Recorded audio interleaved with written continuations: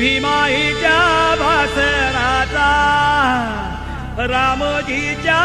लेकराचा पाय धुणे असा भारी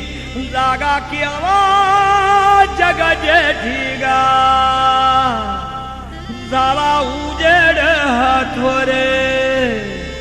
त्याला तो कडे आभाळ